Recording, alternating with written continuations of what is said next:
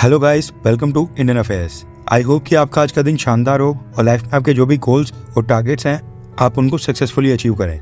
बढ़ते हैं आज की टॉप 10 अपडेट्स की तरफ। सबसे पहली अपडेट आ रही है भारत और नेपाल को लेकर।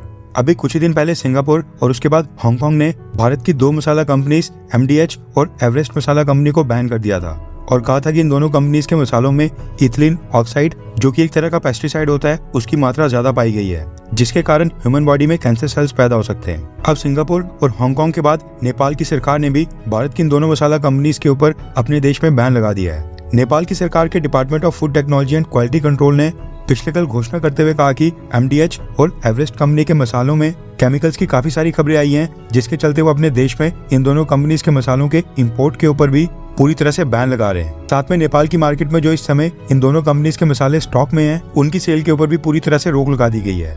नेपाल ने कहा है कि इसके साथ ही उन्होंने इन दोनों मसाला कंपनीज के सैंपल्स कलेक्ट करके टेस्टिंग के लिए भेज दिए हैं। लैब रिपोर्ट्स आने के बाद ही अब वो दोबारा से डिसाइड करेंगे कि इन दोनों कंपनीज के मसालों को नेपाल में इंपोर्ट किया जाएगा या फिर नहीं। आज की दूसरी अपडेट आ रही है भारत में मेडिसिन की कीमतों को लेकर। दरअसल भारत में एक department of pharmaceutical and national pharmaceutical pricing authority है, जो कि डिसाइड करती है कि मार्केट में किसी भी मेडिसिन की कीमत ज्यादा से ज्यादा कितनी हो सकती है। मेडिसिन बनाने वाली कंपनीज अपनी दवाइयों के रेट इसी department of pharmaceutical and national pharmaceutical pricing authority की गाइडलाइंस के अकॉर्डिंग ही सेट करते हैं। अब पिछले कल फार्मास्यूटिकल प्राइसिंग अथॉरिटी ने एक नोटिफिकेशन निकाली है और भारत में बिकने वाली 41 मेडिसिन और 6 फॉर्मुलेशंस के प्राइसेस को कम करने के आदेश दे दिए हैं। जिन बीमारियों के लिए दवाइयों की कीमतें कम की गई हैं, उनमें diabetes, body pain, cardiovascular conditions यानी कि heart related diseases, liver issues, antacids, infections, allergies, multivitamins और एंटीबायोटिक मेडिसिन शामिल हैं। अब ये भारत की सरकार का बहुत ही ह्यूज स्टेप है, क्योंकि ये सारी बीमारियां काफी कॉमन है और इनके भारत के अंदर करोड़ों पेशेंट्स हैं। Department of pharmaceutical and national pharmaceutical pricing authority का कहना है कि ये सारी एसेंशियल मेडिसिन हैं, ऐसी मेडिसिन हैं जो लोगों को काफी लंबे समय तक रेगुलर खानी पड़ती हैं। फॉर एग्जांपल भारत में अकेले डायबिटीज के ही 10 करोड़ पेशेंट्स हैं।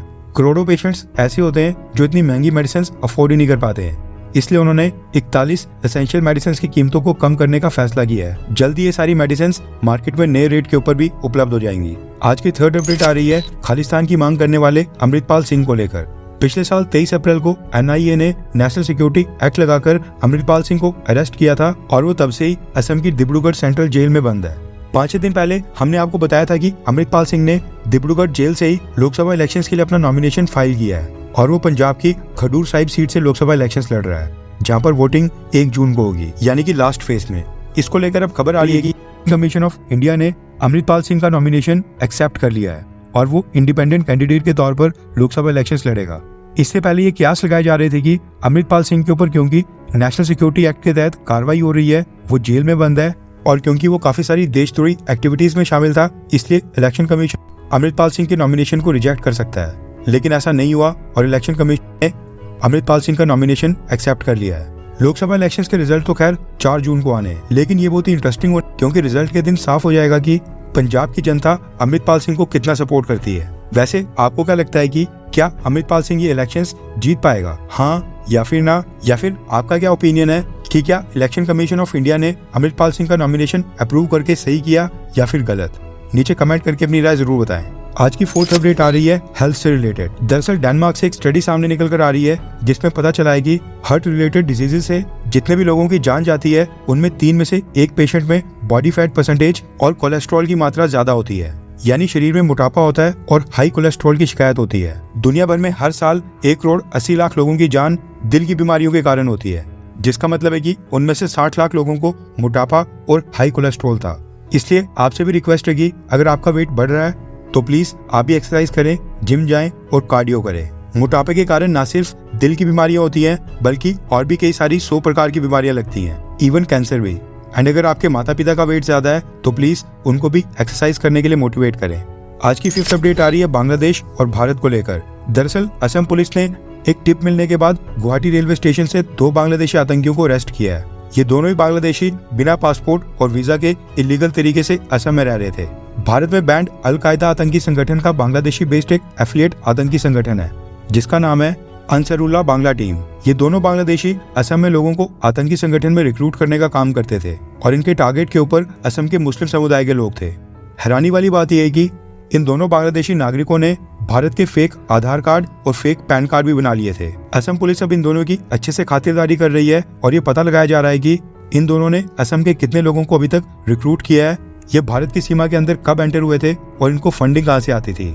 आज की 6th अपडेट आ रही है इजराइल हमास युद्ध से संबंधित और ये भारत से भी रिलेटेड है। पिछले 2-3 दिन से हम डिस्कस कर रहे हैं कि गाजा पट्टी के ऊपर एक हमले में इंडियन आर्मी के रिटायर्ड कर्नल वैभव अनिल काले सर की जान चली गई है। अब इस घटना को लेकर यूनाइटेड नेशंस ने एक बहुत ही बड़ा दावा किया है। वैभव सर यूनाइटेड नेशंस के लिए काम करते थे और अभी भी गाजा में यूएन के कई सारे एम्प्लॉइज वहां पर डिप्लॉयड हैं। ऐसे में इस इंसिडेंट को लेकर यूनाइटेड नेशंस काफी सारी प्रेस कॉन्फ्रेंस कर रहा है और इस मसले के ऊपर यूएन की तरफ से काफी स्टेटमेंट आई है।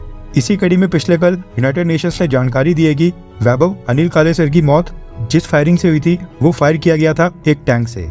गाड़ी के पीछे की तरफ से फायर हुआ था जो कि वैभव सर और उनकी साथी को जाकर लगा था। यूनाइटेड नेशंस के स्टेटमेंट के बाद इजराइल के ऊपर सवाल खड़े हो रहे हैं क्योंकि राफा और गाजा पट्टी के ऊपर आज की डेट में बस इजराइल की सेना के पास ही टैंक्स हैं और वहां पर बस इजरायली सेना ही टैंक्स ऑपरेट कर रही है। दरअसल टैंक्स के ऊपर एक बड़ी सी मेन गन होती है जिसको कैनन कहा जाता है, लेकिन उसी के साथ टैंक्स के कुछ वेरिएंट्स में ऑटोमेटिक मशीन गन्स भी फिट होती है। यूनाइटेड नेशंस के मुताबिक वैभव सर की गाड़ी के ऊपर पीछे वाली साइड से टैंक के ऊपर फिटेड इसी गन से फायर हुआ था। इसका मतलब है कि वैभव सर की जान इजराइल डिफेंस फोर्सेस की लापरवाही के कारण ही गई थी। अब इस पूरे इंसिडेंट में इजराइल के ऊपर उंगलियां खड़ी हो गई हैं, जिसके बाद इजराइल ने कहा है कि वो इन्वेस्टिगेशन पूरी करने के बाद ही कोई कमेंट करेगा। अब ये घटना जानबूझकर हुई है या फिर ये एक्सीडेंट था, सच्चाई तो खैर हमें कभी पता नहीं चलेगी क्योंकि कई बार एक्टिव कॉम्बैट जोन की असली स्टोरीज सामने ही नहीं आ पाती है। आई होप कि वैभव सर का पार्थिव शरीर भारत में उनके परिवार को जल्द से जल्द हैंडओवर कर दिया जाए।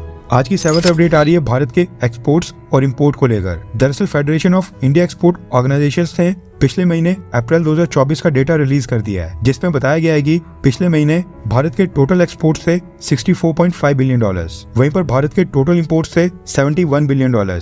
यानी पिछले महीने हमने एक्सपोर्ट से ज्यादा इंपोर्ट किया है। जितना माल हमने दुनिया के बाकी देशों को बेचा है उससे ज्यादा हमने बाकी देशों से खरीदा है और पिछले महीने भारत को $6.5 बिलियन का व्यापार घाटा हुआ है। आज की 8th अपडेट आ रही है भारत और रशिया को लेकर एंड इस खबर से पता चलता है कि रशिया और भारत के बीच आर्मी टू आर्मी टाइज अभी भी ऑन ट्रैक है। दरअसल पिछले कल न्यू दिल्ली में स्थित नेशनल डिफेंस कॉलेज के गेस्ट के तौर पर भारत में स्थित रशियन एम्बेसडर को इनवाइट किया गया था और भारत में रशियन एम्बेसडर डेनिस अलीपोव ने भारत के नेशनल डिफेंस कॉलेज का इन्विटेशन एक्सेप्ट भी किया था और पिछले कल उन्होंने एक सेमिनार में इंडियन आर्म फोर्सेस के ऑफिसर्स को संबोधित करते हुए स्पीच भी दी।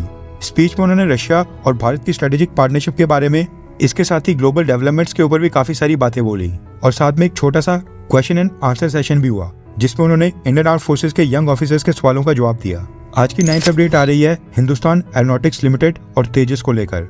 आपको याद होगा साल 2021 के फरवरी महीने में भारत सरकार ने हिंदुस्तान एरोनॉटिक्स लिमिटेड को 83 की संख्या में तेजस मार्क 1A फाइटर जेट्स का ऑर्डर दिया था। उस कॉन्ट्रैक्ट के तहत हिंदुस्तान एरोनॉटिक्स लिमिटेड को तेजस मार्क 1A फाइटर जेट की डिलीवरी स्टार्ट करनी थी इसी साल 2024 के फरवरी महीने में। यानी कॉन्ट्रैक्ट के मुताबिक फरवरी महीने में इंडियन एयरफोर्स के पास पहला तेजस मार्क 1A जेट आ जाना चाहिए था, लेकिन हमेशा की तरह इस बार भी हिंदुस्तान एरोनॉटिक्स लिमिटेड ने बहुत ही निराश करते हुए डिलीवरी स्टार्ट ही नहीं की। फरवरी तो छोड़ ही दो, ना ही मार्च में, ना ही अप्रैल और अब ना ही मई महीने में डिलीवरी स्टार्ट होगी। दरअसल हिंदुस्तान एरोनॉटिक्स लिमिटेड ने पिछले कल अनाउंस किया है कि वो इस साल जुलाई महीने में जाकर इंडियन एयरफोर्स को तेजस मार्क 1A की डिलीवरी स्टार्ट करेंगे, यानी पूरे 5 महीने लेट। और ये सब तब हो रहा है जब इंडियन एयरफोर्स के पास फाइटर जेट्स की भारी कमी है एंड चाइना के साथ हमारे रिश्ते ऑलरेडी खराब चल रहे हैं। आप सोचिए कि हम दूसरे देशों के ऊपर प्रेशर डाल दें कि हमें हथियारों की डिलीवरी जल्दी करें और यहाँ पर अपने देश की कंपनी इंडियन एयरफोर्स को समय के ऊपर डिलीवरी नहीं कर पा रही है। अब देखना ही होगा कि क्या जुलाई महीने में भी तेजस मार्क 1A की डिलीवरी स्टार्ट होती है या फिर नहीं, क्योंकि हिंदुस्तान एरोनॉटिक्स लिमिटेड कई बार अपनी डेडलाइन को पूरा नहीं कर पाते हैं। आज की 10th अपडेट आ रही है भारत और स्लोवाकिया को लेकर। पिछले कल ही हमने आपको बताया था कि स्लोवाकिया के प्राइम मिनिस्टर रॉबर्ट फीको के ऊपर वहां पर एक जानलेवा हमला हुआ है। उनको 4 बुलेट्स लगी थी, लेकिन उसके बाद तुरंत हॉस्पिटल पहुंचाए जाने से उनकी जान बच गई है। इसी हमले को लेकर पिछले कल भारत के प्रधानमंत्री मोदी जी ने भी अपनी तरफ से एक स्टेटमेंट जारी की है, जिसमें उन्होंने कहा कि स्लोवाकिया के प्राइम मिनिस्टर श्री रॉबर्ट फीको के ऊपर गोलाबारी की खबर से मैं बहुत ही शॉक्ड हूँ। मैं इस कायरतापूर्ण हमले की कड़ी निंदा करता हूँ और कामना करता हूँ कि प्राइम मिनिस्टर फीको जल्दी से स्वस्थ हों। इस मुश्किल की घड़ी में भारत स्लोवाकिया के लोगों के साथ खड़ा है। स्लोवाकिया के प्राइम मिनिस्टर फीको के बारे में कहा जाता है कि वो एंटी यूक्रेन नेता हैं, यानी वो यूक्रेन को पसंद नहीं करते हैं। आज के लिए बस इतना ही। जय हिंद, वंदे मातरम।